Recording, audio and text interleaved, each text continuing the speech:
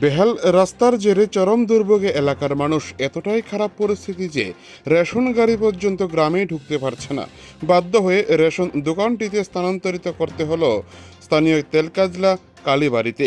চাঞ্চল্যকর এই ঘটনাটি ঘটেছে মেলাঘর সংলগ্ন বানিয়াছড়া গ্রাম পঞ্চায়েতের তেলকাজলা বরডেপা এলাকায়।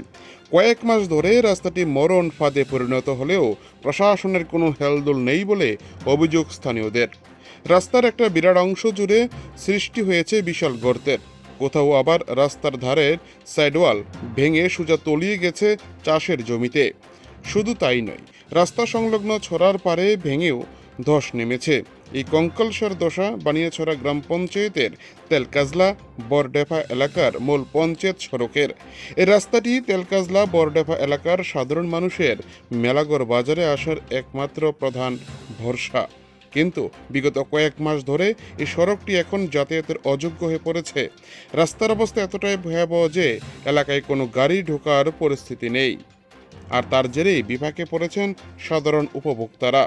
মেলাঘর থেকে নিজস্ব প্রতিনিধির রিপোর্ট, টিভি 100 বাংলা।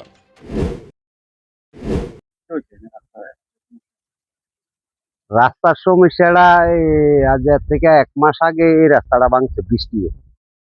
রাস্তার উপর দিয়ে জল বেরিয়েছে, রাস্তাটা ভাঙ্গা হয়ে গেছে গিয়া। আইয়া মাইপা নিছে তারা,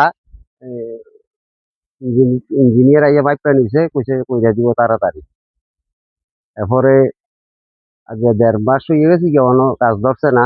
গতকাল এইটা ফুরিয়া গেছে গিয়া, এই ওয়ালটা ফুরিয়া ওখানে সরা টরা বদ্ধ হয়ে গেছে গিয়া।